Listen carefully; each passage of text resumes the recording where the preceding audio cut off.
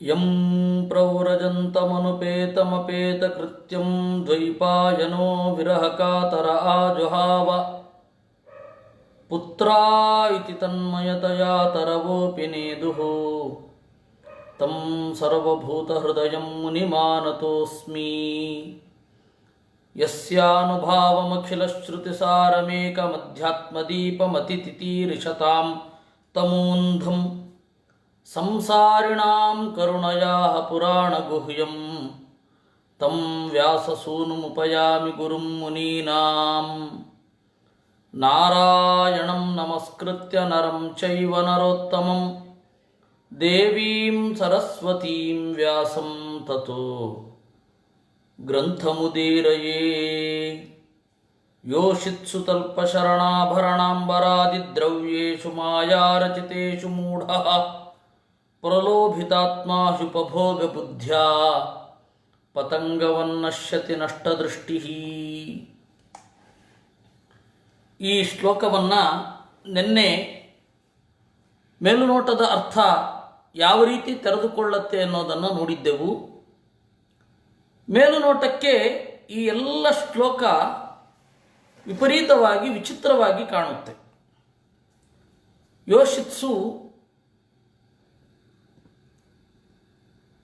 ಹೆಣ್ಣಿನಲ್ಲಿ, ತಲ್ಪ ಗಂಡಿನಲ್ಲಿ, ಶರಣ ಮನೆಯಲ್ಲಿ, ಆಭರಣ, ಅಂಬರ ಅಂತಂದರೆ ದ್ರವ್ಯ, ಇವೇ ಮೊದಲಾದ ದ್ರವ್ಯಗಳಲ್ಲಿ ಮೋಹ ಇಟ್ಕೊಳ್ಬಾರ್ದು. ಕಾರಣ ಏನು ಅಂದರೆ ಮಾಯಾ ರಚಿತೇಶು. ಮಾಯಾ ಅಂತ ಹೇಳಿದ್ರೆ ಏನರ್ಥ? ಭ್ರಮೆಯಿಂದ ಇವುಗಳ ಅಸ್ತಿತ್ವ ಇದೆ ಅಂತ ಅರ್ಥನ?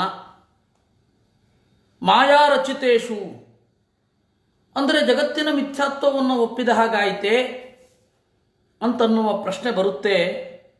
ಅದಕ್ಕೆ ಮಧ್ವಾಚಾರ್ಯರು ಹೇಳಿದ್ರು, ಮಾಯಾ ಅನ್ನೋದಕ್ಕೆ ಹಲವಾರು ಅರ್ಥಗಳಿದೆ. ಮುಖ್ಯವಾಗಿ ಮಾಯಾ ಅಂತಂದರೆ ಭಗವಂತನ ಇಚ್ಛೆ ಅಂತ ಅರ್ಥ. ಈ ಮಾಯಾ ಅನ್ನೋದಕ್ಕೆ ಭಗವಂತನ ಇಚ್ಛೆ ಎನ್ನುವ ಅರ್ಥವನ್ನು ಈ ಹಿಂದೆಯೂ ಹೇಳಿದರು ಮಧ್ವಾಚಾರ್ಯರು. ಆದರೆ ಇಲ್ಲಿ ಅದನ್ನು ಬಹಳ ಸ್ಪಷ್ಟವಾಗಿ ಹೇಳ್ತಾರೆ. ಮಾ ಅಂತಂದರೆ ಮೋಹ ಕಾರಣಭೂತವಾದದ್ದನ್ನು ಮಾಯಾ ಅಂತ ಹೇಳಿ ನಂತರದ ಅರ್ಥ. ಭಗವಂತನ ಇಚ್ಛೆ. ಯಾಕೆ ಅಂದರೆ ಮಾ ಅಂತಂದರೆ ಜ್ಞಾನ, ಉಮಾ ಅಂತಂದರೆ ಉತ್ಕೃಷ್ಟವಾದ ಜ್ಞಾನವುಳ್ಳವಳು ಅಂತ ಅರ್ಥ. ತಥಾಚ ಮಾ ಅಂತ ಹೇಳಿದ್ರೆ ಜ್ಞಾನ, ಜ್ಞಾನಪೂರ್ವಕವಾಗಿ ಈ ಪ್ರಪಂಚಕ್ಕೆ ತಂದುಕೊಟ್ಟದ್ದು ಅವನು ಸೃಷ್ಟಿಸಿದ ಪದಾರ್ಥಗಳು. ಮತ್ತು ಜ್ಞಾನವನ್ನು ನಾನು ಇವರಿಗಾಗಿ ಬಳಸಬೇಕು ಅನ್ನುವ ಇಚ್ಛೆ ಮಾಯಾ. ಮತ್ತು ದೇವರ ಜ್ಞಾನ ಮತ್ತು ಇಚ್ಛೆ ಎರಡು ಬೇರೆ ಅಲ್ಲ. ಆ ಇಚ್ಛೆ ಅನ್ನೋದು ಜ್ಞಾನಾತ್ಮಕವಾಗಿರುತ್ತೆ, ಅಜ್ಞಾನಾತ್ಮಕವಾಗಿರಲ್ಲ, ಅಪೂರ್ಣತೆ ಇರಲ್ಲ. ನಮ್ಮ ಇಚ್ಛೆ ಏನಿದೆ ಅದು ಅಪೂರ್ಣತೆಯಿಂದ ಕೂಡಿರುತ್ತೆ. ಈಗ ಉದಾಹರಣೆಗೆ ಹಸಿವಾಗಿದೆ, ಊಟ ಬೇಕು ಅಂತನ್ನುವ ಇಚ್ಛೆ ಮೂಡುತ್ತೆ. ನಮಗೆ ಸ್ವಯಂ ಪೂರ್ಣತೆ ಇಲ್ಲ, ಅದನ್ನು ತುಂಬಿಸಿಕೊಳ್ಳಿಕ್ಕೆ ಊಟ ಅನ್ನೋದು ಬೇಕು. ಈ ಹಿನ್ನೆಲೆಯಲ್ಲಿ ನಮ್ಮ ಇಚ್ಛೆ ಅನ್ನೋದು ಕೊರತೆಯ ದ್ಯೋತಕ. ಜೊತೆಗೊಬ್ಬರು ಬೇಕು, ಜೊತೆಗಾರರು ಇರಬೇಕು, ಸುತ್ತಮುತ್ತಲಿನ ಮನುಷ್ಯರು ಬೇಕು. ಯಾಕೆ? ನಾವು ಸ್ವಯಂ ಅಪೂರ್ಣರು, ಆದ್ದರಿಂದಾಗಿ ನಾವು ಇನ್ನೊಬ್ಬರನ್ನು ಬಯಸ್ತೇವೆ. ಆದರೆ ದೇವರಿಗೆ ಹೀಗಲ್ಲ. ಅವನ ಸ್ವರೂಪಭೂತವಾದ ಪೂರ್ಣತೆಯೊಂದಿಗೆ ನಮಗೆ ಬಂದದ್ದು ಮಾಯಾ. ಮಾ ಮತ್ತು ಆಯಾ, ಮಾಯಾ ಅಂತಾಗಿರೋದು. ಆಯಾ ಅಂತಂದರೆ ಬಂದದ್ದು ಅಂತ. ಆಯಾತಿ ಇತಿ ಆಯಾ ಭವತಿ. ಆಯಃ ಅಂತಂದರೆ ಬಂದದ್ದು, ಪುಲ್ಲಿಂಗದಲ್ಲಿದೆ, ದುಡ್ಡು ಅಂತ ಅರ್ಥ ಆಗುತ್ತೆ, ಅಥವಾ ಲಾಭ ಅಂತ ಅರ್ಥ ಆಗುತ್ತೆ. ತಥಾಚ ಮಾಯಾ ಅಂತಂದರೆ ಆ ರೀತಿ ಅರ್ಥ. ಮಾಯಾ ರಚಿತೇಶು ಅಂದರೆ ಪರಮಾತ್ಮ ಇಚ್ಛಾಪೂರ್ವಕವಾಗಿ ಸೃಷ್ಟಿ ಮಾಡಿದ ಈ ವಸ್ತುಗಳಲ್ಲಿ ನಾನೂ ನನ್ನದು ಅಂತನ್ನುವ ಆಗ್ರಹ ಮೂಡುತ್ತೆ, ಅದು ತಪ್ಪು ಅಂತ ಅಷ್ಟೇ ಭಾಗವತದ ಅಭಿಪ್ರಾಯ. ಅದು ಸುಳ್ಳು ಅಂತ ಹೇಳೋದಿಲ್ಲ. ಪ್ರಖ್ಯಾತರಾದ ಅದ್ವೈತ ಗುರುಗಳ ಹತ್ತಿರ ಇಬ್ಬರು ವಿದ್ಯಾರ್ಥಿಗಳು ಇದ್ದರು. ಅವರಿಬ್ಬರು ಇವತ್ತಿಗೂ ಬದುಕಿದ್ದಾರೆ. ಅದರಲ್ಲಿ ಒಬ್ಬನಿಗೆ ಮಾಯಾವಾದದ ಬಗ್ಗೆ ಸಂಶಯ ಇತ್ತು. ಇವತ್ತಿಗೂ ಅದು ಹಾಗೇ ಇದೆ. ಇನ್ನೊಬ್ಬನಿಗೆ ಖಾಡಾಖಾಡಿ ವಿಶ್ವಾಸ, ಅದು ಇದ್ದೇ ಇದೆ ಅಂತ. ಆ ಯಾರಿಗೆ ವಿಶ್ವಾಸ ಇತ್ತಲ್ಲ ಅವನಿಗೆ ಮದುವೆ ಆಗಿತ್ತು, ಆಗಲೇ ಮದುವೆ ಆಗಿತ್ತು. ಅವನು ಇನ್ನೊಂದು ವಿಚಾರವೇ ಮಾಡಲಿಕ್ಕಿಲ್ಲ, ಮಿಥ್ಯಾ ಅಂದರೆ ಮಿಥ್ಯಾ ಅಷ್ಟೇ, ಶಂಕರ ಭಗವತ್ಪಾದರು ಹೇಳಿದ್ದಾರೆ ಮಿಥ್ಯಾ. ಇವನು ಅನುಮಾನ ಇತ್ತಲ್ಲ, ಅವನಿಗೆ ಮದುವೆ ಆಗಿರಲಿಲ್ಲ. ಅವನು ಕೇಳ್ತಾ ಇದ್ದ, ಅಲ್ಲಯ್ಯ, ಹಿಂದಿನ ದಿನ ರಾತ್ರಿ ರಾಸಿಕ್ಯದಿಂದ ಎಲ್ಲವನ್ನು ಅನುಭವಿಸಿ ಮಾರನೇ ದಿವಸ ಯಾವ ಬಾಯಲ್ಲಿ ಹೇಳ್ತೀಯ ನೀನು ಏನೂ ಇಲ್ಲ ಅಂತ ಹೇಳಿ, ನಿನ್ನ ಅನುಭವಕ್ಕೆ ಅಷ್ಟು ವಿರೋಧ ಇಲ್ವಾ ಅಂತ ಹೇಳಿ ಅವನು ಕೇಳ್ತಾ ಇದ್ದ ಅಂತೆ. ನಮ್ಮ ಅನುಭವಕ್ಕೆ ವಿರುದ್ಧವಾದದ್ದು ವೇದ ಹೇಳಿದ್ರೂ ನಾವು ಕೇಳಲಿಕ್ಕಾಗುವಲ್ಲ. ಮಾತಿಗೆ ಬೇರೆ ಅರ್ಥ ಮಾಡೋದೇ ಪ್ರತ್ಯಕ್ಷ ವಿರೋಧ ಇದ್ದಾಗ, ಮಾತಿಗೆ ಬೇರೆ ಅರ್ಥ ಮಾಡೋದೇ ಹಾಗೆ ಪ್ರತ್ಯಕ್ಷ ವಿರೋಧ ಬಂದಾಗ, ಅದರಿಂದಾಗಿ ಪ್ರತ್ಯಕ್ಷಕ್ಕೆ ಅನುಗುಣವಾಗಿ, ವಿಶೇಷತಃ ಆತ್ಮ ಪ್ರತ್ಯಕ್ಷಕ್ಕೆ ಅನುಗುಣವಾಗಿ ಅರ್ಥೈಸಬೇಕು. ಆ ಹಿನ್ನೆಲೆಯಲ್ಲಿ ಮಾಯಾರಚಿತೇಶು ಅನ್ನೋದಕ್ಕೆ ಮೇಲುನೋಟಕ್ಕೆ ತೋರುವ ಅರ್ಥವನ್ನಂತೂ ತಗೊಳ್ಬಾರದು. ಬೇರೆ ಅರ್ಥ ಏನಿದೆ, ಶಾಸ್ತ್ರ ಬೇಕಾದಷ್ಟು ಹೇಳಿದೆ ಮಾಯಾ ಅಂತನ್ನೋದ್ರ ಬಗ್ಗೆ. ಮಧ್ವಾಚಾರ್ಯರು ನಮ್ಮ ಮುಂದೆ ಇಟ್ಟದ್ದು ತಂತ್ರ ನಿರುಕ್ತ ಅಂತನ್ನುವ ಒಂದು ಗ್ರಂಥ. ಆ ತಂತ್ರ ನಿರುಕ್ತದಲ್ಲಿ ಮಾಯಾ ಅಂತನ್ನುವ ಶಬ್ದದ ಅರ್ಥವನ್ನು ನಿರೂಪಣೆ ಮಾಡಿದ್ದಾರೆ. ಈ ಹಿನ್ನೆಲೆಯಲ್ಲಿ ಮಾಯಾ, ಇನ್ನು ಮಯ ಅಂತಂದರೆ ಪ್ರಚುರ, ಜಗತ್ತಿನಲ್ಲೆಲ್ಲ ತುಂಬಿರುವಂಥದ್ದು, ಜಗತ್ತಿನಲ್ಲೆಲ್ಲ ಪೂರ್ಣವಾದದ್ದು ದೇವರ ಮಹಿಮೆ, ಅದನ್ನು ಮಾಯಾ ಅಂತ ಕರೀತಾರೆ. ಮಾಯಾರಚಿತೇಶು, ದೇವರ ಮಹಿಮೆಯಿಂದ ವಿನ್ಯಾಸಗೊಂಡ ಈ ಎಲ್ಲ ಪದಾರ್ಥಗಳಲ್ಲಿ ಉಪಭೋಗ ಬುದ್ಧಿಯ, ಕೇವಲ ಭೋಗ ಅಂತನ್ನುವ ದೃಷ್ಟಿಯಿಂದ ಆ ಕರ್ತವ್ಯಾಂಶವನ್ನು ಮರೆತು ಕೇವಲ ಭೋಗ ಅನ್ನುವ ದೃಷ್ಟಿಯಿಂದ ಈ ಎಲ್ಲ ವಸ್ತುಗಳನ್ನು ಸ್ವೀಕರಿಸಿ ಪತಂಗವತ್ತು ನಶ್ಯತಿ, ದೀಪದ ಹುಳುವಿನಂತೆ ನಾಶವನ್ನು ಹೊಂದುತ್ತಾನೆ. ಇದನ್ನು ಬಹಳ ಗೂಢವಾಗಿ ಮಾಯಾಮಯ ಪ್ರಪಂಚ ಅಂತ ಹೇಳ್ತಾರೆ. ಮಾಯಾ ಅಂದರೆ ಭಗವದಿಚ್ಛೆ, ಭಗವದಿಚ್ಛೆಯೇ ತುಂಬಿರೋದು ಈ ಪ್ರಪಂಚದಲ್ಲಿ. ಅದರಿಂದಾಗಿ ಪ್ರಪಂಚ ಮಾಯಾಮಯ. ಹಾಗೆಂದ ಮಾತ್ರಕ್ಕೆ ಪ್ರಪಂಚ ಇಲ್ಲ ಅಂತ ಅರ್ಥ ಅಲ್ಲ. ದೃಷ್ಟಿ ಸೃಷ್ಟಿವಾದ ಮಾಯಾವಾದದ ಒಂದು ಕವಲು. ನೀವು ನೋಡಿದರೆ ಉಂಟು ಅಂತಾರವರು. ಬೌದ್ಧರ ಒಂದು ವಾದ ಇದೆ, ವಿಜ್ಞಾನವಾದ ಅಂತ. ನಿಮ್ಮ ಜ್ಞಾನವೇ ಪ್ರಪಂಚವಾಗಿ ಬದಲಾಗೋದು ಅಂತಾರೆ ಅವರು. ಈ ಬೌದ್ಧವಾದ ಪೂರ್ಣವಾಗಿ ಪರಿಚಿತ ಆಗಿಲ್ಲ. ಯಾರು ಸೋಕಾಲ್ಡ್ ಬುದ್ಧಿಲದ್ದಿ ಜೀವಿಗಳಿದ್ದಾರೆ ಅವ್ರಿಗೆ ಯಾರಿಗೂ ಕೂಡ ಬುದ್ಧನ ವಾದ ಪರಿಚಿತ ಆಗಿಲ್ಲ. ಅವರಿಗೆ ವಾದ ಪರಿಚಯ ಆದರೆ ತಲೆ ಕೆಡೋದು ಗ್ಯಾರಂಟಿ. ದೇವರ ದಯದಿಂದ ಅವರಿಗೆ ಆ ತರಹದ ಗೊಂದಲಗಳೇ ಇಲ್ಲ. ಬುದ್ಧನ ವಾದವನ್ನು ತಪ್ಪಾಗಿ ಅರ್ಥ ಮಾಡಿಕೊಂಡ 4 ಜನ ಇದ್ದಾರೆ. ಚೌತ್ರಾಂತಿಕರು, ವೈಜ್ಞಾನಿಕರು, ಮಾಧ್ಯಮಿಕರು, ಹೀಗೆಲ್ಲ ಇದ್ದಾರೆ. ಅದರಿಂದಾಗಿ ಯೋಗಾಚಾರ್ಯರು ಅಂತ. ಮತ್ತೆ ನಿಮಗೊಂದು ಆಶ್ಚರ್ಯದ ಸಂಗತಿ ಏನು ಅಂತಂದರೆ, ಬೌದ್ಧರಲ್ಲಿ ಮತ್ತು ಇಸ್ಲಾಮಿನಲ್ಲಿ ಇರುವಷ್ಟು ಮಾಟ, ಅಭಿಚಾರ ಕ್ರಿಯೆ ಜಗತ್ತಿನ ಬೇರೆ ಯಾವ ತಂತ್ರಗಳಲ್ಲಿಯೂ ಇಲ್ಲ, ಯಾವ ತಂತ್ರದಲ್ಲಿಯೂ ಇಲ್ಲ. ನಾವೇನಂದುಕೊಂಡಿದ್ದೇವೆ, ಬುದ್ಧ ಕೇವಲ ಕರುಣೆಯನ್ನು, ಶಾಂತಿಯನ್ನು ಸಾರಿದ, ಸಮಾನತೆಯನ್ನು ಹೇಳಿದ ಅಂತೆಲ್ಲ ಅನ್ಕೊಂಡ್ಬಿಟ್ಟಿದ್ದಾರೆ ಇವರು. ಆ ತರಹ ಇಲ್ಲವೇ ಇಲ್ಲ ಬೌದ್ಧ ಮತ, ಬೌದ್ಧ ಸಿದ್ಧಾಂತ.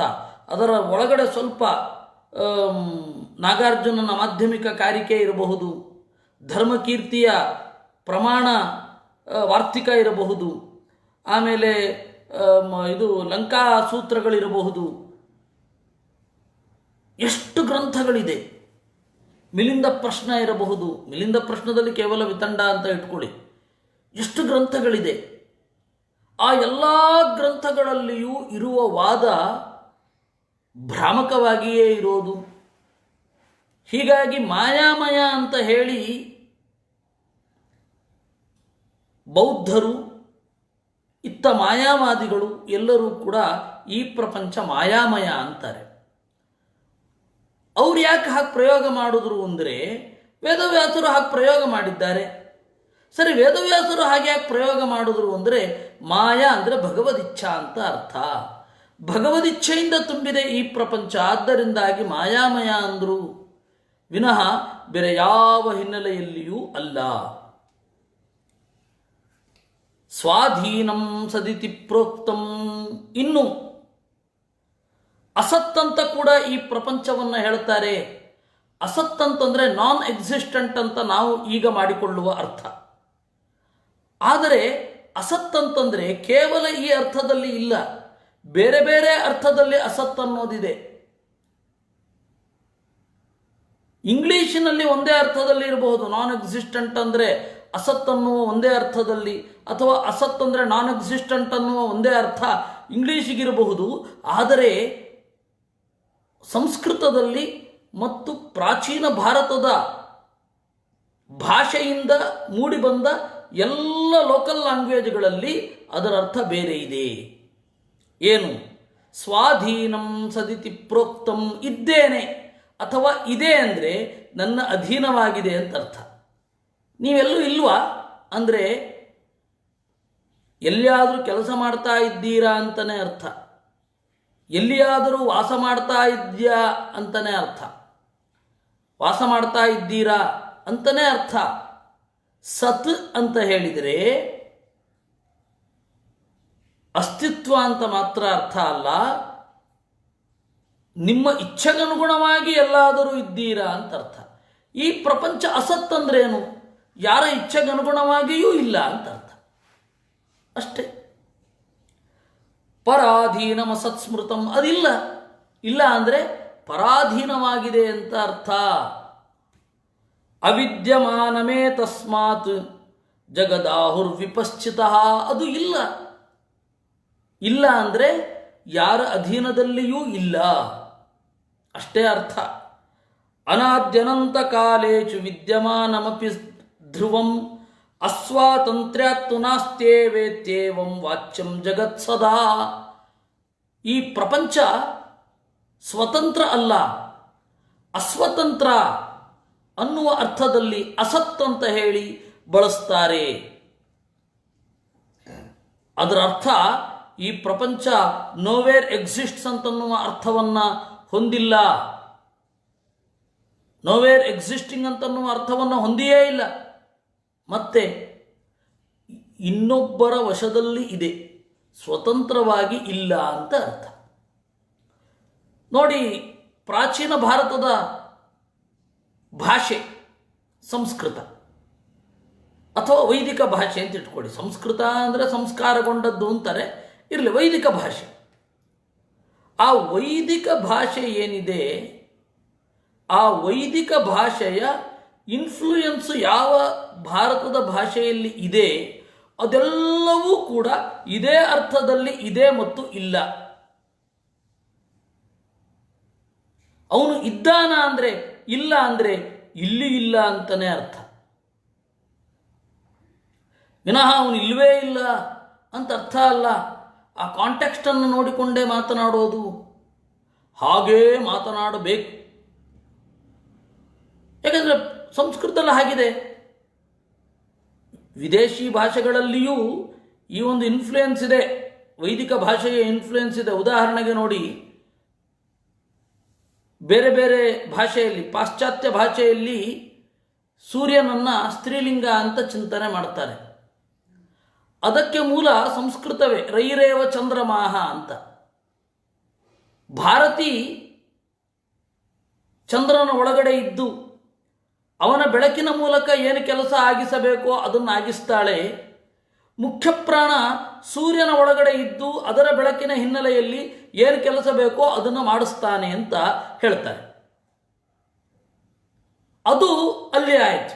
ಆಮೇಲೆ ಇನ್ನೂ ತಮಾಷೆ ಅಂದರೆ ಜ್ಯೋತಿಷದಲ್ಲಿ ಚಂದ್ರ, ಶುಕ್ರ ಇವರೆಲ್ಲ ಸ್ತ್ರೀ ಗ್ರಹಗಳು. ಅಂದರೆ ಸ್ತ್ರೀತ್ವವನ್ನು, ಸ್ತ್ರೀ ಒಂದು ಗುಣವನ್ನು ನಿರೂಪಣೆ ಮಾಡಲಿಕ್ಕೆ ಆ ಗ್ರಹ ಸೂಚಕ ಅಂತ ಬಳಸ್ತೇವೆ.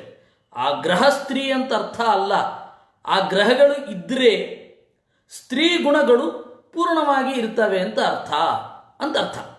ಸೊ ಆ ಹಿನ್ನೆಲೆಯೂ ಕೂಡ ಇದಿರಬಹುದು. ಹೀಗಾಗಿ ಪ್ರಾಚೀನ ಭಾರತದ ಭಾಷೆ ಅಥವಾ ವೈದಿಕ ಭಾಷೆ ಏನಿದೆ ಅದು ಹಲವಾರು ಕಡೆ ವ್ಯಾಪಿಸಿ ಒಂದು ಫಲಿತಾಂಶವನ್ನು ನಮಗೆ ಕೊಟ್ಟಿದೆ. ಅದೇ ಬೇರೆ ಬೇರೆ ಭಾಷೆಗಳ ಇಡಿಯಮ್ಸು ಇವುಗಳೆಲ್ಲ ಹೊರಟಿರೋದು, ಗಾದೆಗಳು ಇವುಗಳೆಲ್ಲ ಹೊರಟಿರೋದು ಆ ಹಿನ್ನೆಲೆಯಲ್ಲಿ. ತಮ್ಮ ಪ್ರಾಚೀನ ಭಾಷೆಯ ಹಿನ್ನೆಲೆಯೊಂದಿಗೆ ಅದು ಇರುತ್ತೆ. ಪ್ರಾಚೀನ ಭಾರತದಲ್ಲಿ ಯಾವುದು ಶಾಸ್ತ್ರೀಯ ಸ್ಥಾನಮಾನವನ್ನು ಪಡೆದಿದೆ, ಶಾಸ್ತ್ರೀಯ ಸ್ಥಾನಮಾನ ಪಡೆದಿರೋದು 4 ಭಾಷೆ. ಉಳಿದದ್ದೆಲ್ಲ ಅರ್ವಾಚೀನ ಅಂತ ನಿಮಗೆ ಗೊತ್ತೇ ಇದೆ. ಹಿಂದಿ, ಮರಾಠಿ ಮೊದಲಾದವುಗಳೆಲ್ಲ ಅರ್ವಾಚೀನ ಭಾಷೆಗಳು. ಪ್ರಾಚೀನ ಭಾಷೆಗಳು ಅಂತ ಹೇಳಿ ಇರೋದೇ ಸಂಸ್ಕೃತ ಬಿಟ್ಟರೆ 3: ತಮಿಳು, ತೆಲುಗು, ಕನ್ನಡ. ಇವಿಷ್ಟೇ ಶಾಸ್ತ್ರೀಯ ಭಾಷೆ, ಇನ್ಯಾವುದೂ ಇಲ್ಲ. ಇನ್ನೆಲ್ಲ ಪ್ರಾಕೃತದ ಅಪಭ್ರಂಶಗಳು. ಗುಜರಾತಿ ಪ್ರಾಕೃತ, ಗುರ್ಜರ ಪ್ರಾಕೃತ, ಲಾಟ ಪ್ರಾಕೃತ, ಮಹಾರಟ್ಟ ಪ್ರಾಕೃತ ಇವೆಲ್ಲವೂ ಕೂಡ ಪ್ರಾಕೃತವೇ.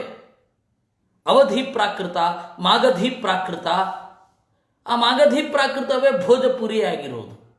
ಆ ಭೋಜಪುರಿಯಲ್ಲಿಯೇ ತುಳಸಿದಾಸರ ರಾಮಾಯಣ ಬಂದದ್ದು.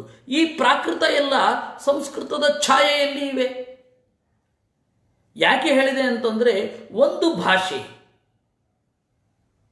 ಒಂದು ಪದಪ್ರಯೋಗದಲ್ಲಿ ತನ್ನ ಪ್ರಾಚೀನ ಭಾಷೆಯನ್ನು ಅನುಸರಿಸುತ್ತೆ. ಆ ಭಾಷೆ ಅನ್ನೋದು ಯಾವ ಭಾಷೆಯಿಂದ ಹುಟ್ಟಿರುತ್ತೆ ಅದನ್ನು ಅನುಸರಿಸುತ್ತೆ. ಆ ಹಿನ್ನೆಲೆಯಲ್ಲಿಯೇ ನಾವಿವತ್ತು ಕನ್ನಡದಲ್ಲಿ ಏನು ಮಾತನಾಡುತ್ತೇವೆ ಅವನೆಲ್ಲೂ ಇಲ್ಲ ಅನ್ನೋದು ಅಸ್ವಾತಂತ್ರ್ಯ ಅನ್ನುವ ಅರ್ಥದಲ್ಲಿಯೇ ಬಳಸಲ್ಪಡುತ್ತದೆ. ಅದನ್ನು ಎಚ್ಚರದಲ್ಲಿ ಇರಬೇಕು. ಅವಿದ್ಯಮಾನ ಅಸ್ವಾತಂತ್ರ್ಯಾತ್ತು ನಾಸ್ತ್ಯೇವಂ ಏವಂ ವಾಚ್ಯಂ ಜಗತ್ ಸದಾ ಸದಾ ವೃತ್ತೇರ್ವಿದ್ಯಮಾನಂ ಇತಿ ಬ್ರೂಯಾದ್ಯದಿ ಕ್ವಚಿತ್. ಅಷ್ಟೇ ವಿನಃ ಪ್ರಪಂಚ ಇಲ್ಲ ಅಂತ, ನಾನ್ ಎಕ್ಸಿಸ್ಟೆಂಟ್ ಅನ್ನುವ ಅರ್ಥದಲ್ಲಿ ಅಸತ್ ಅಸತ್ಯ ಅಂತ ಬಳಸೋಲ್ಲ. ಈ ಎಚ್ಚರ ಇರಬೇಕು. ಅತೋ ನಿವರ್ತ್ಯಮಿತ್ಯಾಹುಃ ತಥಾಪಿ ನಾಶವದ್ಧೀದಂ ಪ್ರವಾಹಾಧ್ಯಸ್ಯ ನಿತ್ಯತಾ. ಇದು ಪ್ರವಾಹಾತ್ ಹಿ ಅಸ್ಯ ನಿತ್ಯತಾ. ಪ್ರವಾಹ ಕ್ರಮದಲ್ಲಿ ಇದು ನಿತ್ಯ, ಅಂದರೆ ಬರ್ತಾ ಇರುತ್ತೆ ಹೋಗ್ತಾ ಇರುತ್ತೆ. ನಾಶ ಆಗತ್ತೆ ಅನ್ನೋದಕ್ಕೆ ಇಲ್ಲ ಅಂತನ್ನಲ್ಲ ಯಾರು ಕೂಡ. ನಮ್ಮಲ್ಲಿ ಮಡಿಕೆ ಇಲ್ಲ ಅಂತನ್ನಲ್ಲ, ನಮ್ಮಲ್ಲಿ ಪಾತ್ರೆ ಇಲ್ಲ ಅಂತನ್ನಲ್ಲ, ಪಾತ್ರೆಯನ್ನು ಮಿಥ್ಯಾ ಅಂತನೂ ಅನ್ನಲ್ಲ. ನಾಶ ಆಗತ್ತಲ್ಲ, ಇಲ್ಲ ಅಂತನ್ನಿ ಅಂತ ಅನ್ನಲ್ಲ. ಇಲ್ಲ ಅಂತನ್ಲಿಕ್ಕೆ ಅಂದರೆ ಅಸತ್ ಅನ್ನಲಿಕ್ಕೆ ಸ್ವತಂತ್ರವಾಗಿ ಇಲ್ಲ ಅಂತನೇ ಅರ್ಥ, ಬೇರೆ ಅರ್ಥ ಮಾಡಲಿಕ್ಕೆ ಹೋಗಬಾರದು. ಪಾರಮಾರ್ಥಂ ತ್ವೇಕಮೇವ ಅತೋ ನಿವರ್ತ್ಯಮಿತ್ಯಾಹುಃ ಪ್ರಪಂಚಂ ಹಿ ಅಸ್ತಿ ಯದ್ಯಪಿ. ಪ್ರಪಂಚ ಅಂತನ್ನೋದಿದ್ರೂ ಕೂಡ ನಿವರ್ತ್ಯ, ನಾಶ ಆಗತ್ತೆ ಎನ್ನುವ ದೃಷ್ಟಿಯಿಂದ, ಇದು ಕಣ್ಮರೆಯಾಗತ್ತೆ ಎನ್ನುವ ದೃಷ್ಟಿಯಿಂದ ವೇದವು ಹೊರಟದ್ದು.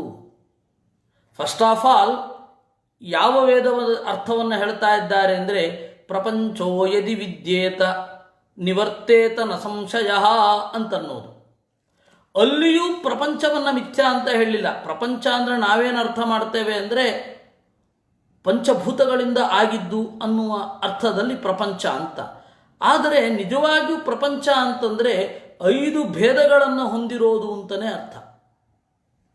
ಜೀವ ಮತ್ತು ಜೀವರ ನಡುವಣ ಭೇದ, ಜೀವ ಹಾಗೂ ಜಡಗಳ ನಡುವಣ ಭೇದ, ಜಡ ಹಾಗೂ ದೇವರ ನಡುವಣ ಭೇದ, ದೇವರು ಹಾಗೂ ಜೀವರ ನಡುವಣ ಭೇದ, ಜಡ ಹಾಗೂ ಜೀವರ ನಡುವಣ ಭೇದ. ಈ 5 ಸೇರಿದರೆ ಪಂಚ. ಈ ಪಂಚ ಸ್ಫುಟವಾಗಿ ಇದೆ, ಆದ್ದರಿಂದಾಗಿ ಇದು ಪ್ರಪಂಚ. ಪ್ರಪಂಚೋ ಭೇದ ಪಂಚಕಃ. 5 ಅಂತಂದರೆ ಪಂಚಭೇದಗಳಿದೆ ಅನ್ನುವ ಅರ್ಥದಲ್ಲಿ ಪ್ರಪಂಚ ಅಂತ ಹೇಳ್ತೇವೆ ವಿನಃ ಪಂಚಭೂತಗಳಿಂದ ನಿರ್ಮಾಣವಾಗಿದೆ ಎನ್ನುವ ಅರ್ಥದಲ್ಲಿ ಪ್ರಪಂಚ ಅಂತ ಬಳಸೋಲ್ಲ. ಒಂದು ವೇಳೆ ಹಾಗೆ ಬಳಸಿದರೂ ತೊಂದರೆ ಇಲ್ಲ, ಅದು ಮಿಥ್ಯಾತ್ವವನ್ನಂತೂ ಹೇಳ್ತಾ ಇಲ್ಲ. ಈ ಪ್ರಪಂಚೋ ಯದಿ ವಿದ್ಯೇತ ನಿವರ್ತೇತ ನ ಸಂಶಯ ಅಂತನ್ನುವ ಒಂದು ವೇದ ಏನಿದೆ, ಅದಕ್ಕೆ ಅರ್ಥವನ್ನು ಆಚಾರ್ಯರು ಇಲ್ಲಿ ಒಂದು ರೀತಿಯಿಂದ ಬರಿತಾ ಇದ್ದಾರೆ.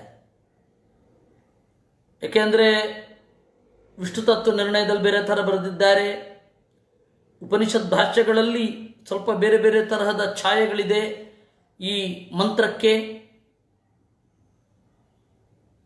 ಆಮೇಲೆ ಸ್ವಯಂ ಈ ಮಂತ್ರ ಎಲ್ಲಿ ಬರುತ್ತೋ ಮಾಂಡೂಕ ಉಪನಿಷತ್ತು ಅಲ್ಲಿ ಬೇರೆ ಅರ್ಥ ಬರೆದಿದ್ದಾರೆ,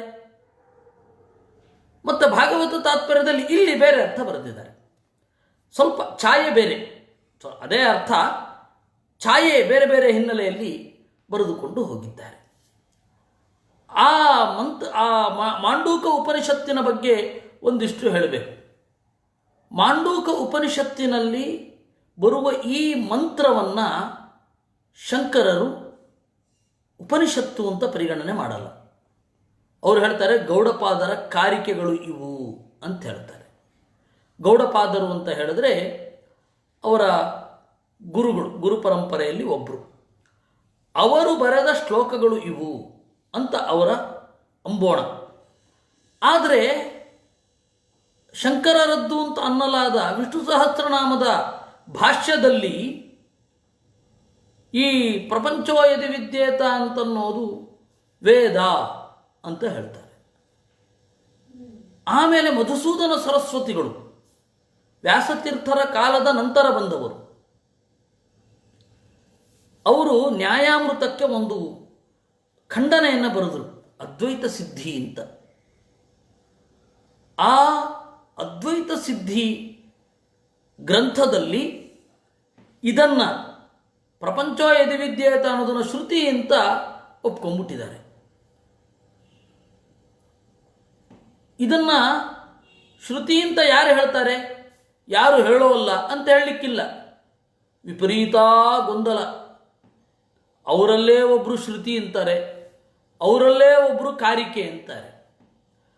ಒಂದು ರೀತಿ ಅವರು ಮೈಗೆಲ್ಲ ಎಣ್ಣೆ ಹಚ್ಕೊಂಡೇ ಕಣಕ್ಕಿಳಿಯೋ ಜಟ್ಟಿಗಳ ತರಹ ಹೆಂಗೆ ಬೇಕಾದರೂ ಜಾರ್ಕೊಂಡ್ಬಿಡ್ತಾರೆ.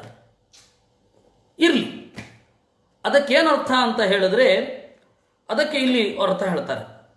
ವಿಷ್ಣೋರಿಚ್ಛಾ ವಶತ್ವಾಚ್ಚ ಮಾಯಾ ಮಾತ್ರಮಿತಿ ಸ್ಫುಟಂ. ಮಾಯಾ ಅಂತಂದರೆ ಇಚ್ಛೆ, ಮಾಯಾ ಮಾತ್ರಂ ಅಂತಂದರೆ ಇಚ್ಛಾವಶವಾಗಿದೆ ಅಂತ ಅರ್ಥ. ಮಾಯಾ ಮಾತ್ರಂ ಅಂತ ಪರಮಾರ್ಥಂತ್ವೇಕಮೇವ ಸ್ವಾತಂತ್ರ್ಯಾದ್ ವಿಷ್ಣುಮವ್ಯಯಂ. ಶ್ರೇಷ್ಠವಾದ ವಸ್ತು ಪರಮ ಆತ್ಮ. ಪರಮ ಆತ್ಮ ಅಂದರೆ ಸುಪ್ರೀಂ ಸೋಲ್. ನಾವು ಕೇವಲ ಆತ್ಮರು, ದೇವರು ಪರಮ ಆತ್ಮ. ಆ ಪರಮಾತ್ಮ, ಪರಮಾರ್ಥ ಏನಿದೆ, ಆ ಪರಮಾತ್ಮ ಅವನು ಏನಿದ್ದಾನೆ, ಪರಮಾರ್ಥ ಶಬ್ದವಾಚ್ಯ, ಅವನು ಅಭಿನ್ನ. ಪರಮಾರ್ಥಂತ್ವೇಕಮೇವ ಸ್ವಾತಂತ್ರ್ಯಾತ್ ವಿಷ್ಣುಮವ್ಯಯಂ.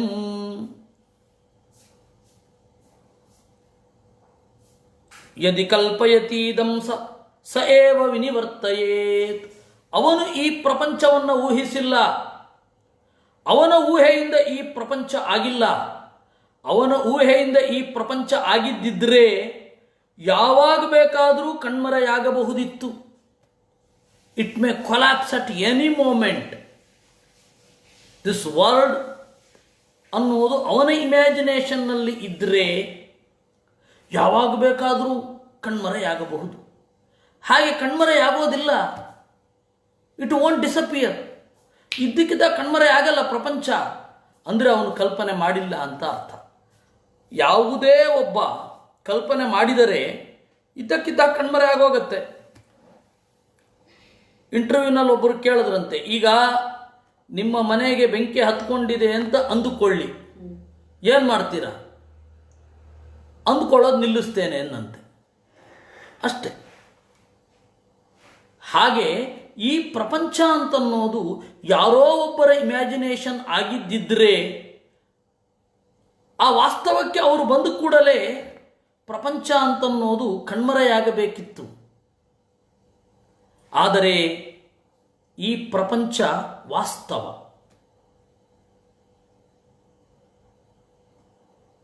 Absolute fact it is not on imagination.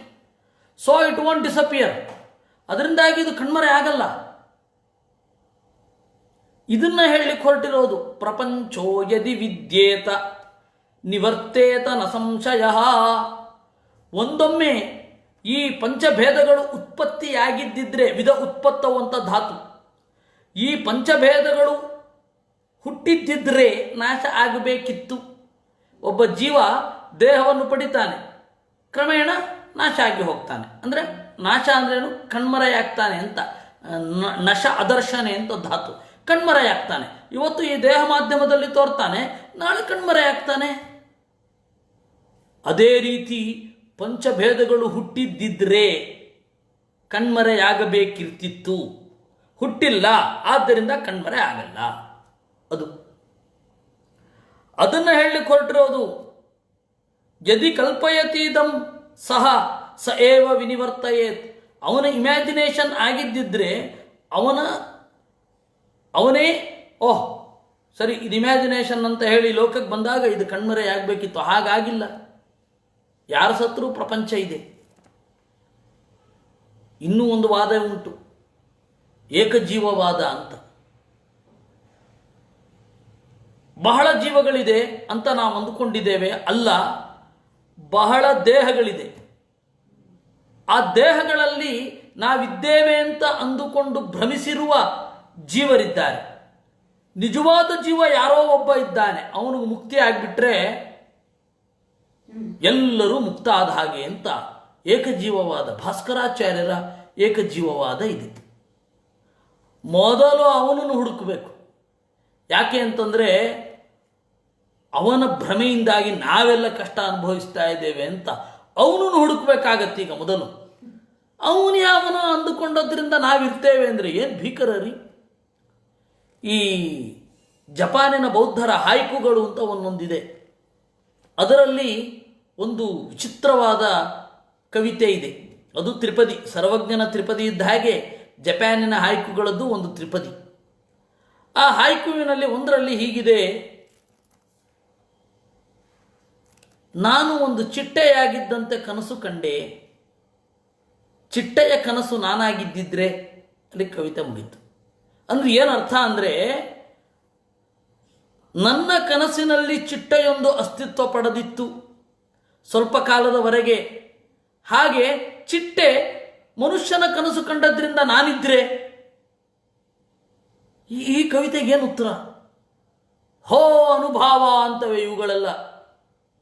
ಈ ನಮ್ಮ ಮಂಕುಗಳಿದ್ದಾವಲ್ಲ, ಹೋ ಅನುಭಾವ, ಹೋ ಮಿಸ್ಟಿಕ್ ಅಂತ ಕೂಗಾಡ್ತಾ ಇರ್ತವೆ.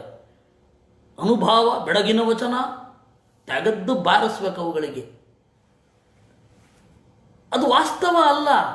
ಯಾರದೋ ಒಬ್ಬರ ಕಲ್ಪನೆಯಿಂದ ನಾವಿರ್ತೇವಾ?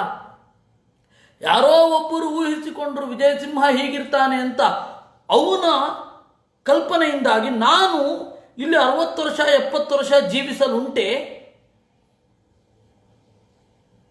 ಅದಕ್ಕೆ ವೇದ ಹೇಳಿತು, ಪ್ರಪಂಚೋ ಯದಿ ವಿದ್ಯೇತ ನಿವರ್ತೇತ ನ ಸಂಶಯ. ಯಾರದೋ ಒಬ್ಬರ ಕಲ್ಪನೆಯಲ್ಲಿ ಯಾರೋ ಒಬ್ಬರು ಬಾಳೋದಾಗಿದ್ದಿದ್ರೆ ಅವರು ಕಲ್ಪನೆಯಿಂದ ವಾಸ್ತವಕ್ಕೆ ಬಂದೊಡನೆ ಇವನು ಕಣ್ಮರೆಯಾಗಬೇಕಿತ್ತು. ಇವನು ಮಾತ್ರ ಅಲ್ಲ, ಎಲ್ಲರೂ ಕಣ್ಮರೆ ಆಗಬೇಕಿತ್ತು. ಹಾಗಾದರೆ ಎಲ್ಲರ ಭ್ರಮೆ, ಎಲ್ಲರ ಅಸ್ತಿತ್ವವ? ಈ ತರಹ ವಾದ ಮಾಡೋದಕ್ಕಿಂತ ನಮ್ಮ ಈ ಎಲ್ಲ ಮರಿಕವಿಗಳಿಗೆ, ಈ ಎಲ್ಲ ಕೆಟ್ಟ ಸಾಹಿತಿಗಳ ಗುರು, ನೊಬೆಲ್ ಪ್ರೈಸ್ ವಿನ್ನರ್ ಆಗಬೇಕಾದವನು ಜೀನ್ ಪಾಲ್ ಸಾರ್ತ್ರ್ ಎಷ್ಟೋ ಬೆಟರ್. ಫ್ರೆಂಚ್ ಎಕ್ಸಿಸ್ಟೆನ್ಷಿಯಲಿಸಮ್, ಅಸ್ತಿತ್ವವಾದವನ್ನು ಜಗತ್ತಿನಲ್ಲಿ ಹಾಕಿ ಎಲ್ಲರ ವಿಕಾರಕ್ಕೆ ಕಾರಣ ಆದವ.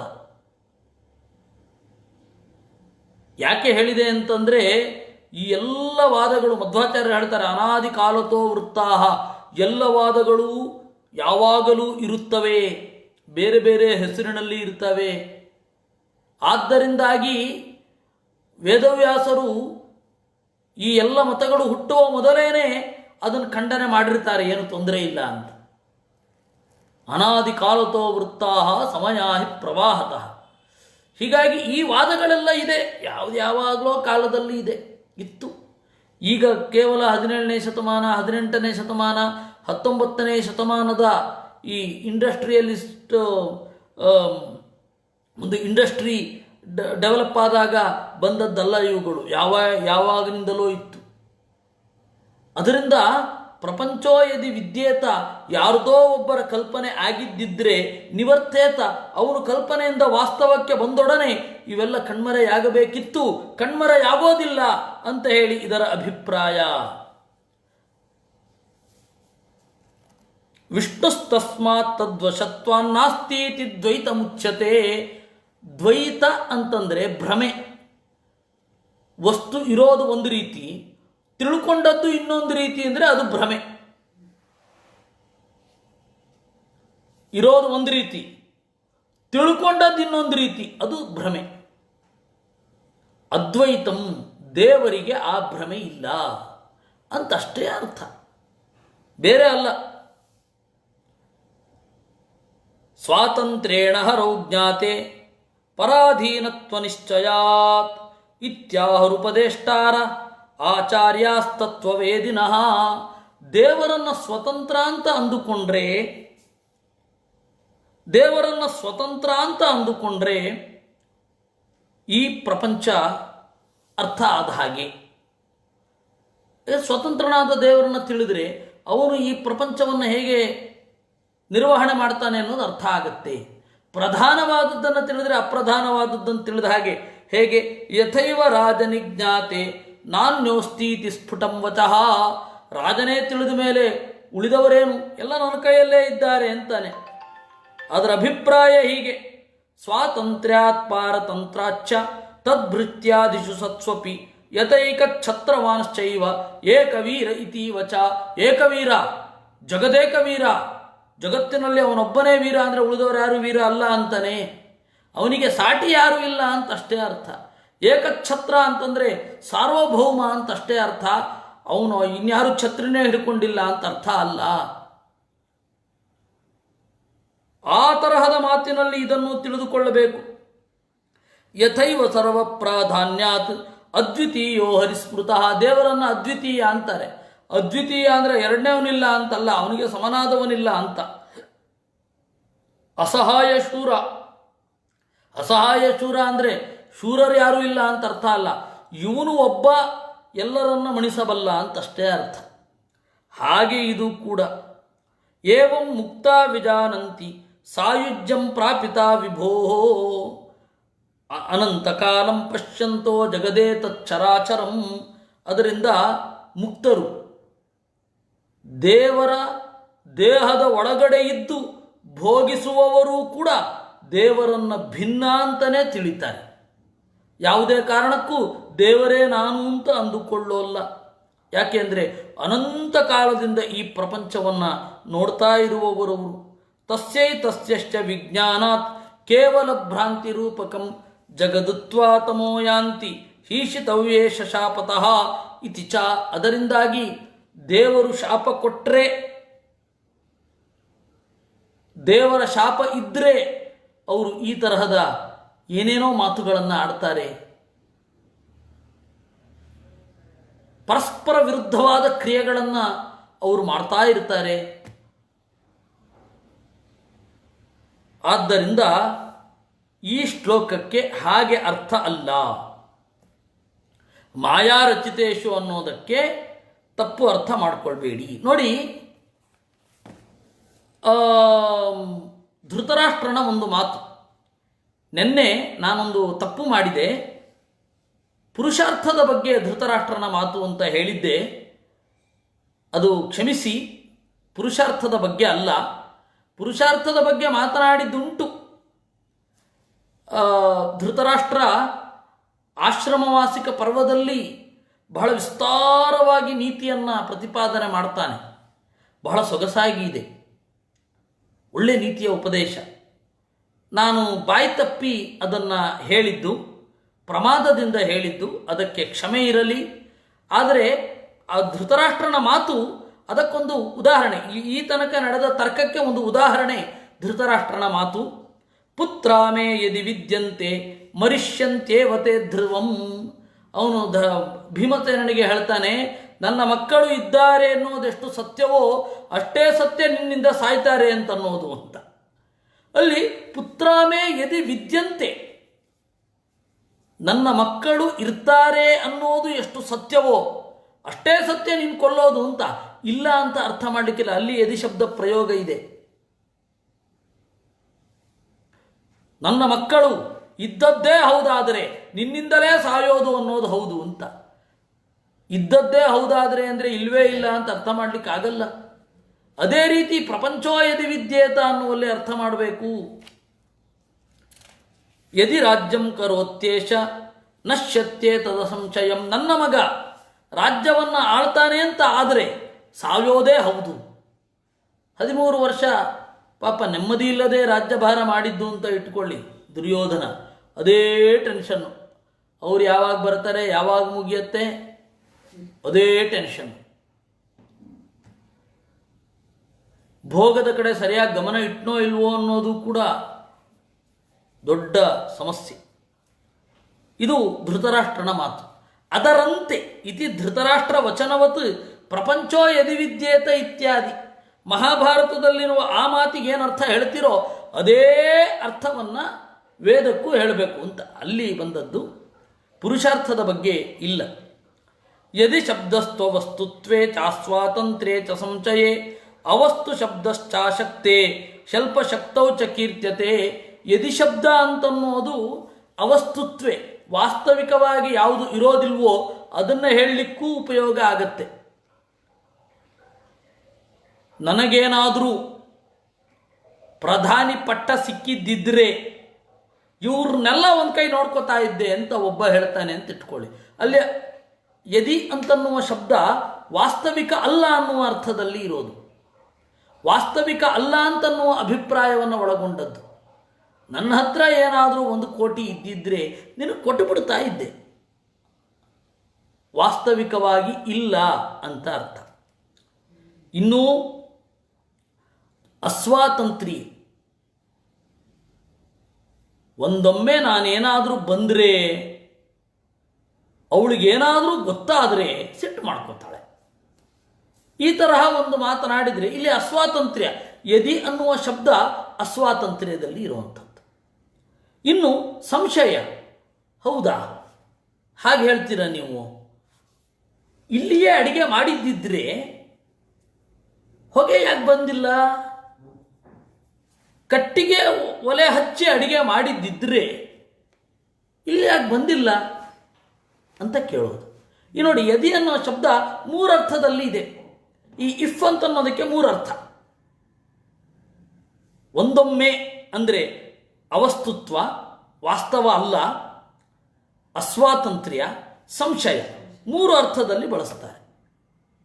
ಇನ್ನು ಅವಸ್ತು ಇಲ್ಲ ಅಂತಂದರೆ ಅದಕ್ಕೂ 3 ಅರ್ಥ ಉಂಟು. ಅಶಕ್ತ, ಅಲ್ಪಶಕ್ತ ಅಂತ. ಒಂದು ಇಲ್ಲ ಅನ್ನುವ ಅರ್ಥದಲ್ಲಿ ಉಂಟು, ಇನ್ನೊಂದು ಅಶಕ್ತನಲ್ಲಿ ಉಂಟು. ಅವನೇನಿಲ್ಲ ಬಿಡ್ರಿ, ಅವನೇನಿಲ್ಲ ಬಿಡ್ರಿ ಅಂದರೆ ಪ್ರಯೋಜನ ಇಲ್ಲ ಅಂತ ಅರ್ಥ. ಅವನ ಆ ಸುದ್ದಿಗೆ ಅವನಿಲ್ಲ, ಅಶಕ್ತ ಅಥವಾ ಅಲ್ಪಶಕ್ತ. ಹೀಗೆ ಶಬ್ದ ನಿರ್ಣಯದಲ್ಲಿ ಇದೆ. ಆದ್ದರಿಂದಾಗಿ ಯದಿ ಶಬ್ದ ಅನ್ನೋದು ಅಸ್ವಾತಂತ್ರ್ಯದಲ್ಲಿ ಇರುತ್ತೆ, ಅಶಕ್ತಿ ಅಂತನ್ನುವ ಅರ್ಥದಲ್ಲಿ ಇರುತ್ತೆ, ಸಂಶಯ ಅನ್ನುವ ಅರ್ಥದಲ್ಲಿ ಇರುತ್ತೆ. ಯಾವ ಅರ್ಥ ಬೇಕಾದರೂ ಮಾಡಿ, ಇಲ್ಲ ಅಂತ ಇರೋದಿಲ್ಲ. ಆದ್ದರಿಂದ ಈ ಶ್ಲೋಕಕ್ಕೆ ಈ ರೀತಿ ಅರ್ಥ ಮಾಡಬೇಕು. ಮಾಯಾ ರಚಿತೇಶು, ಪರಮಾತ್ಮನ ಇಚ್ಛೆಯಿಂದ ಪ್ರಪಂಚದಲ್ಲಿ ಉಪಲಬ್ಧವಾದ ಯೋಷಿತ್ ಹೆಣ್ಣು, ಹಿರಣ್ಯ ಬಂಗಾರ, ಆಭರಣ, ಚಿನ್ನ ಮೊದಲಾದವುಗಳು, ಅಂಬರ, ಬಟ್ಟೆ ಮೊದಲಾದ ದ್ರವ್ಯಗಳಲ್ಲಿ ಪ್ರಲೋಭಿತಾತ್ಮ ಬಯಸಿ ಉಪಭೋಗ ಬುದ್ಧಿಯ, ಅದು ನನ್ನದೇ ಭೋಗ, ನನಗಿದು ಸಿಗಲೇಬೇಕು ಅಂತನ್ನುವ ಭ್ರಾಂತಿಯಿಂದ ನಷ್ಟದೃಷ್ಟಿ, ಅರಿವನ್ನು ಕಳೆದುಕೊಂಡು ಪತಂಗವತ್ ದೀಪದಂತೆ ನಶ್ಯತಿ, ನಾಶವಾಗುತ್ತಾನೆ ಅಂತ ಅರ್ಥ. ಇಲ್ಲಿ ಮಾಯಾರಚಿತೇಚು ಅನ್ನೋದಕ್ಕೆ ಇಷ್ಟೆಲ್ಲ ಮಾಡಬೇಕಾಯ್ತು. ವಿನಃ ಇದು ಪ್ರಪಂಚದ ಮಿಥ್ಯಾತ್ವವನ್ನು ಹೇಳ್ತಾ ಇರತಕ್ಕಂತಹ ಶ್ಲೋಕ ಅಲ್ಲ. ಇಷ್ಟನ್ನು ಆಚಾರ್ಯರು ನಿರೂಪಣೆ ಮಾಡಿ ಅಲ್ಲಿಂದ ಮುಂದೆ ಹೋಗೋದು.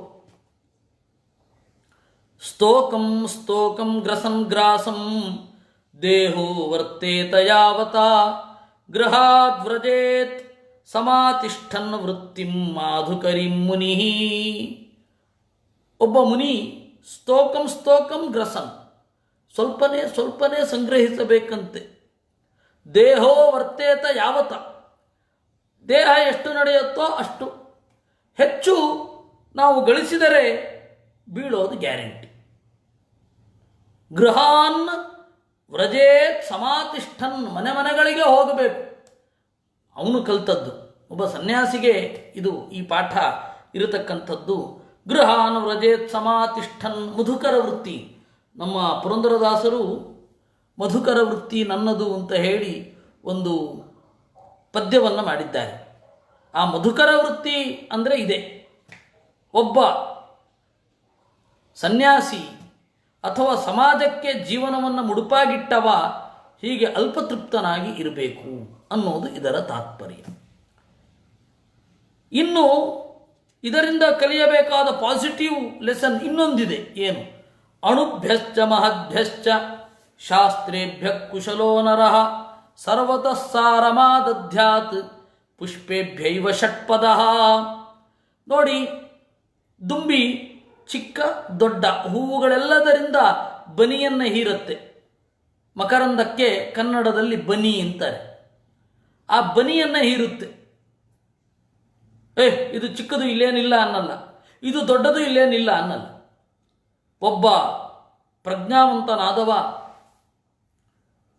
ಅಧ್ಯಯನ ಮಾಡ್ತಾ ಮಾಡ್ತಾ ಮಾಡ್ತಾ ಮಾಡ್ತಾ ಪ್ರಧಾನವಾದ ಒಂದು ಸಂಗತಿಯನ್ನು ಇಟ್ಟುಕೊಂಡು ಬೇರೆ ಬೇರೆ ಶಾಸ್ತ್ರಗಳಿಂದ ತನಗೆ ಬೇಕಾದದ್ದನ್ನು ಸ್ವೀಕಾರ ಮಾಡಬೇಕು.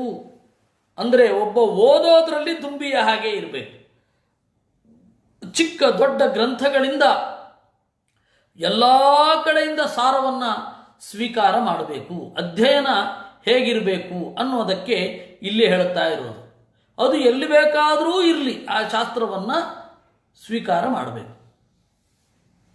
ಪರಮಶಾಸ್ತ್ರಕ್ಕೆ ಅವಿರುದ್ಧವಾಗಿ ಮಾಡಬೇಕು. ಇದು ಅಧ್ಯಯನ ಜೀವನಾಂತ ವಿಹಿತ.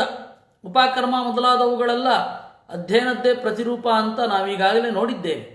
6 ತಿಂಗಳು ವೇದದ ಅಧ್ಯಯನ, ಆಮೇಲೆ ಉತ್ಸೃಷ್ಟ ವೈವೇದ. ಉತ್ಸೃಷ್ಟ ಅಂದರೆ ಬಿಟ್ಟದ್ದು. ವೇದ ಬಿಟ್ಟೆವು, ವೇದ ಬಿಟ್ಟ ಮೇಲೆ ವೇದಾಂಗಗಳನ್ನು ಅಧ್ಯಯನ ಮಾಡಿದೆವು. ಆಮೇಲೆ ವೇದಾಂಗದ ಅಧ್ಯಯನ ಮುಗಿದ ಮೇಲೆ ಉಪಾಕೃತ ವೈವೇದ, ಮತ್ತೆ ವೇದವನ್ನು ಸ್ವೀಕಾರ ಮಾಡಿದೆವು. ಅಂದರೆ ಹೊಸ ಅರ್ಥದಲ್ಲಿ ಕಾಣ್ತೇನೆ ಅಂತ.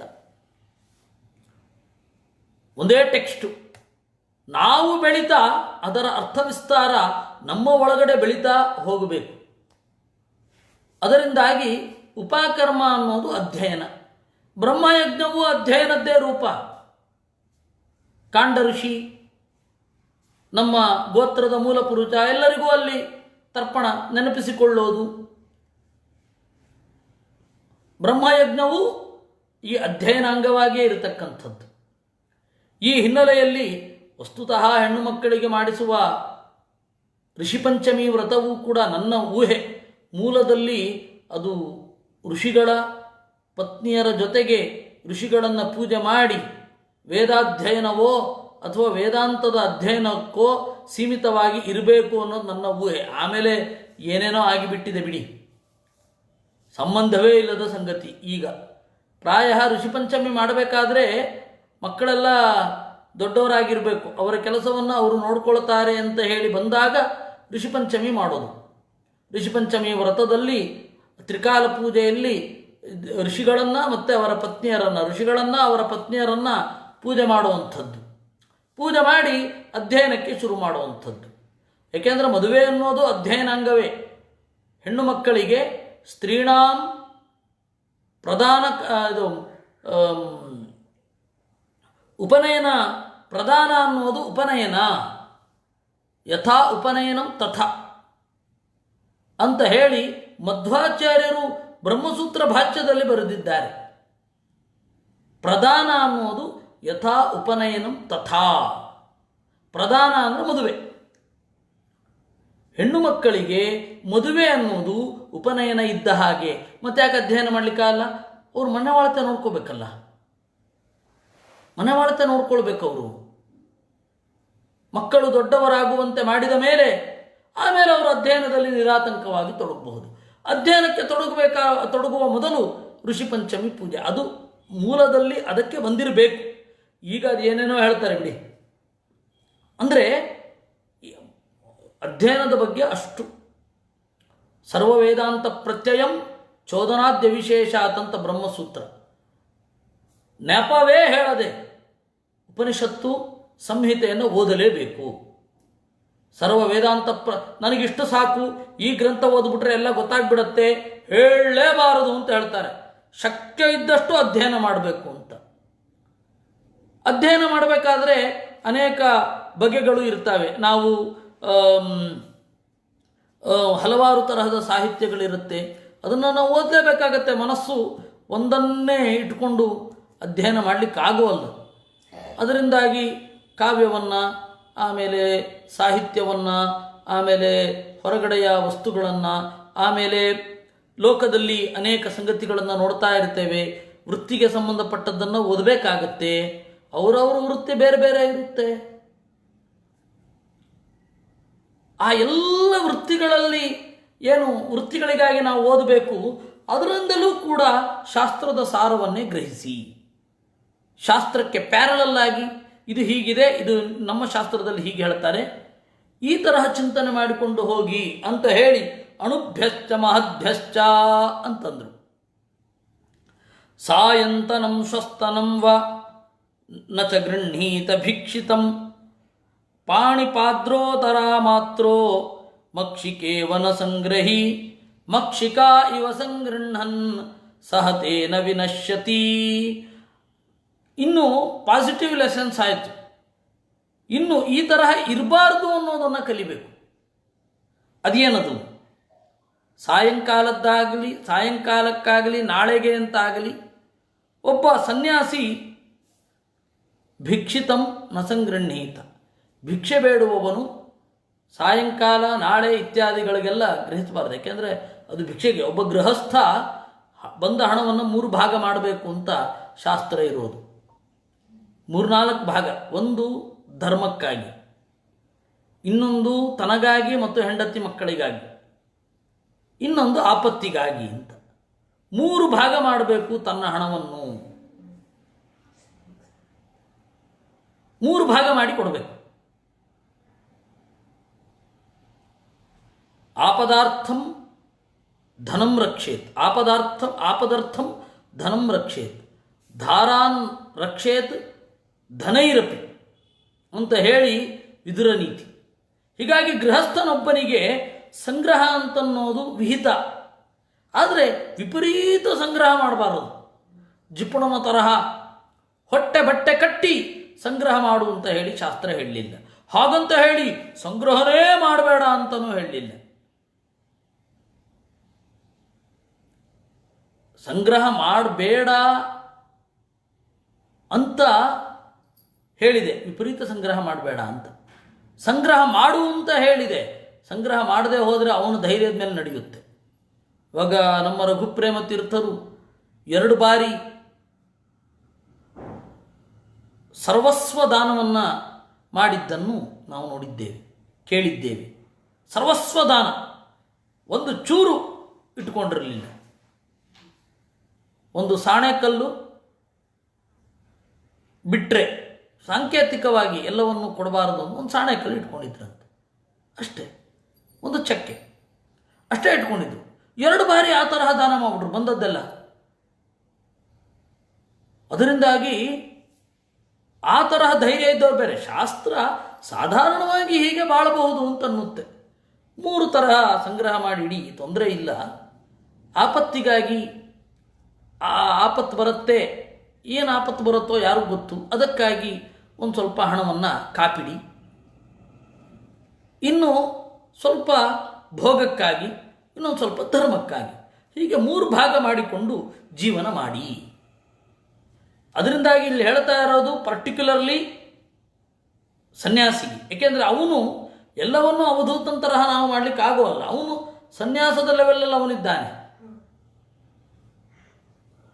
ಅವನು ಹೇಳ್ತಾನೆ, ಸಾಯಂಕಾಲಕ್ಕಾಗಲಿ ಮಾರನೇ ದಿವಸಕ್ಕಾಗಲಿ ಭಿಕ್ಷೆ ಬೇಡಿದ್ದನ್ನು ಸಂಗ್ರಹ ಮಾಡಬಾರದು, ದುಡಿದದ್ದನ್ನು ಸಂಗ್ರಹ ಮಾಡಬಾರದು ಅಲ್ಲ, ಭಿಕ್ಷಿತಂ, ಭಿಕ್ಷೆ ಬೇಡಿದ್ದನ್ನು ಸಂಗ್ರಹ ಮಾಡಬಾರದು.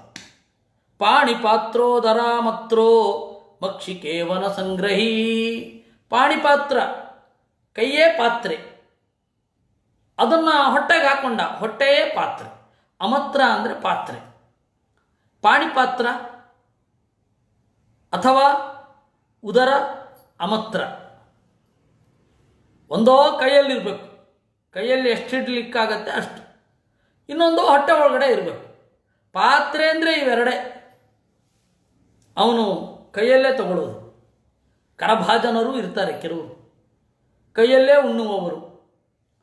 ಕೈಯಲ್ಲೇ ಉಣ್ಣೋದು ಬಹಳ ಉಣ್ಲಿಕ್ಕಾಗೋಲ್ಲ, ಹೊಟ್ಟೆ ತುಂಬ ಉಣ್ಲಿಕ್ಕಾಗಲ್ಲ ಕೈಯಲ್ಲಿ ಉಂಡ್ರೆ. ಅದರಿಂದಾಗಿ ಒಬ್ಬ ಸನ್ಯಾಸಿ ಕೇವಲ ಕೈಯಲ್ಲಿ ಸ್ವೀಕರಿಸಿ, ಒಂದೋ ಪಾಣಿ, ಒಂದೋ ಉದರ ಅಮತ್ರ, ಹೊಟ್ಟೆಯಲ್ಲಿ ಇರಬೇಕು ಅಷ್ಟೆ. ಅಂದರೆ ಎಷ್ಟು ತಿನ್ನಲಿಕ್ಕಾಗತ್ತೆ? ಜಾಸ್ತಿ ತಿನ್ನಲಿಕ್ಕಾಗಲ್ಲ. ಹೀಗೊಬ್ಬ ಬದುಕಬೇಕು. ಒಂದೊಮ್ಮೆ ಅವನು ಸಂಗ್ರಹ ಮಾಡಿದ ಅಂತಂದರೆ, ವಿಪರೀತ ಸಂಗ್ರಹ ಮಾಡಿದ ಅಂತಂದರೆ ಜೇನು ಹುಳುವಿನಂತೆ ನಾಶ ಆಗ್ತಾನೆ. ಜೇನು ಹುಳು ತಾನು ಭೋಗಿಸೋಲ್ಲ, ಸಂಗ್ರಹ ಮಾಡಿಡತ್ತೆ. ಯಾರೋ ಒಬ್ಬ ಬರ್ತಾನೆ, ಹೊಗೆ ಹಾಕ್ತಾನೆ, ಜೇನು ತುಪ್ಪದ ಸಮೇತ ಜೇನು ಹುಳ ನಾಶ ಆಗತ್ತೆ, ಜೇನು ತುಪ್ಪ ಅವನ ಕೈನಲ್ಲಿ ಬರುತ್ತೆ. ಇದು ಇರುವಂತಹ ವಿಚಾರ. ಇನ್ನು ಪದಾಪಿ ಯುವತೀಂ ಭಿಕ್ಷು ನ ಸ್ಪೃಶೇದ್ದಾರವೀಮಪಿ ಸ್ಪೃಶನ್ ಕರೀವ ಬಧ್ಯೇತ ಕರಿಣ್ಯ ಅಂಗಸಂಗತಃ. ಹೀಗೆ ದುಂಬಿಯಿಂದ ಪಾಸಿಟಿವ್ ಮತ್ತು ನೆಗೆಟಿವ್ ಲೆಸನ್ಗಳನ್ನು ನಾನು ಕಲಿತಿದ್ದೇನೆ. ಇನ್ನೊಂದು ಆನೆ. ಈ ಆನೆ ಅದು ಕೆಡ್ಡ ಅಂತ ಹೇಳ್ತಾರೆ. ಆನೆಯನ್ನು ಕೆಡ್ಡದಲ್ಲಿ ಕೆಡುವುದು ಹೇಗೆ ಅಂತಂದರೆ, ಹೆಣ್ಣಾನೆಯ ರೂಪವನ್ನು ದೂರದಿಂದ ಹೆಣ್ಣಾನೆಯ ಗೊಂಬೆಯನ್ನು ಮಾಡಿಟ್ಟಿರ್ತಾರೆ.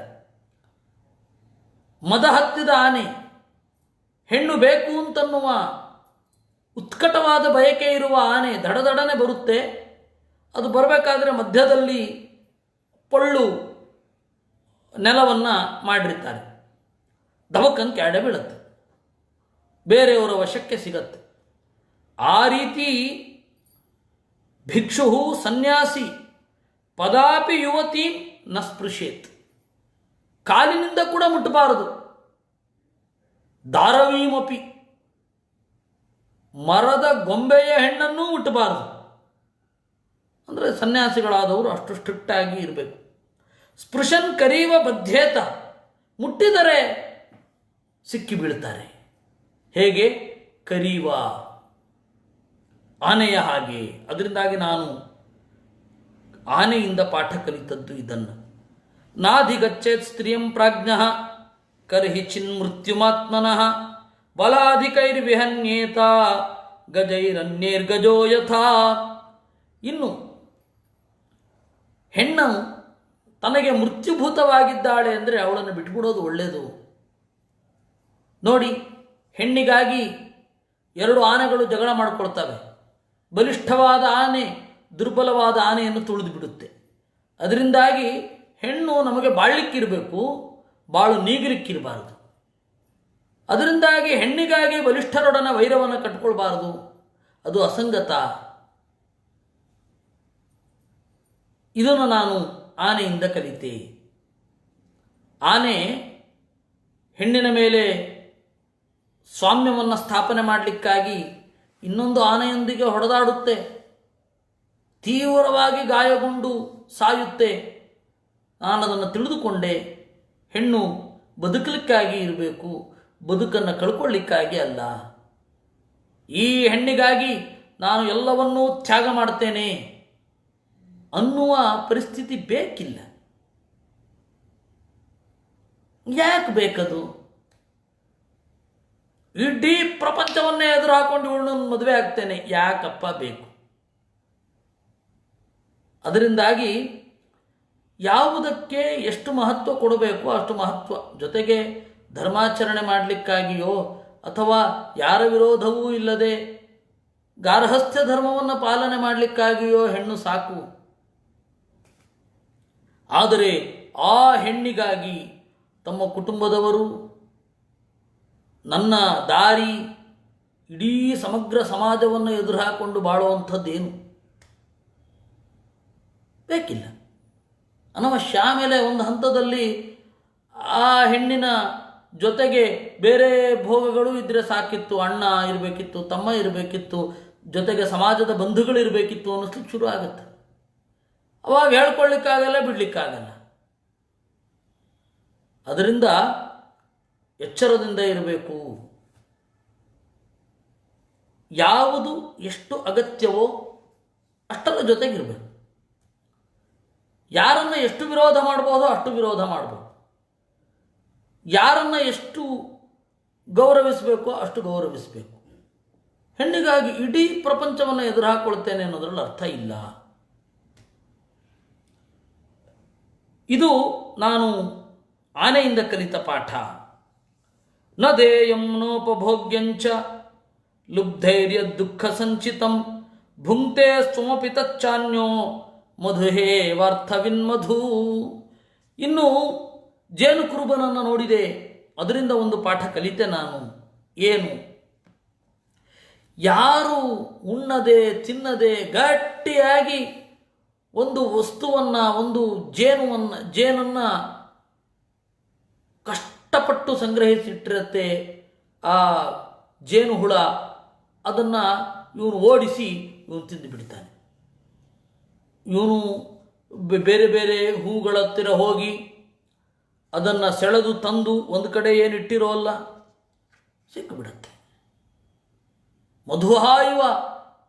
ಹಾಗೆ ನಾವು ಕಷ್ಟಪಟ್ಟು ಸಂಗ್ರಹಿಸಿರ್ತೇವೆ, ಇನ್ಯಾರೋ ಬಂದು ಎತ್ಕೊಂಡು ಹೋಗ್ತಾರೆ.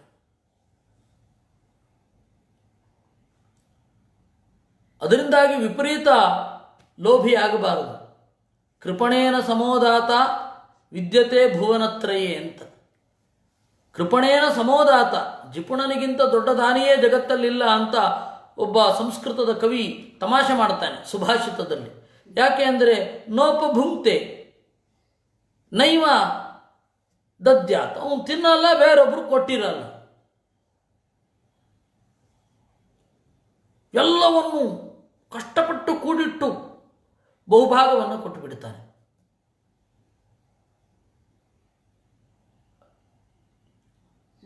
ಅದರಿಂದಾಗಿ ಹಣವನ್ನು ಸಂಗ್ರಹಿಸಬೇಡಿ. ಹಣ ಅಂತನ್ನೋದು ಒಂದು ಇನ್ಸ್ಟ್ರೂಮೆಂಟ್, ಭೋಗಕ್ಕೊಂದು ಇನ್ಸ್ಟ್ರೂಮೆಂಟ್ ಅಷ್ಟೇ ತಿಳ್ಕೊಳ್ಳಿ. ಹಾಗಂತ ದುಡ್ಡು ವೆಚ್ಚ ಮಾಡಬೇಡಿ. ಇಂದ್ರಿಯ ಅರ್ಥ ಪ್ರಯೋಜನ ಇಲ್ಲ. ಇಂದ್ರಿಯವನ್ನೇ ಕೇವಲ ತೃಪ್ತಿಪಡಿಸ್ಲಿಕ್ಕಾಗಲ್ಲ. ಅದರಿಂದಾಗಿ ಅದರ ಮಿತಿಯರಿತು ಬಳಸಿರಿ. ಇಷ್ಟು ಹೇಳೋದು 14ನೇ ಶ್ಲೋಕ. 15ನೇ ಶ್ಲೋಕ ಮತ್ತೆ ಇದೇ ಪಾಠದ ಬಗ್ಗೆ ಇದೆ. ಅದನ್ನು ನಾವು ನಾಳೆ ನೋಡೋಣ. ಈ ತನಕ ಮಾಡಿದ ಚಿಂತನೆಯನ್ನು ದೇವರಲ್ಲಿ ಸಮರ್ಪಣೆ ಮಾಡೋಣ. ಕೃಷ್ಣಾರ್ಪಣಮಸ್ತು. ಅನೇನ ಭಾವಿ ಯತ್ ಪುಣ್ಯಂ ತದಾಪ್ನೋತು ಪಿತಾಮಮ.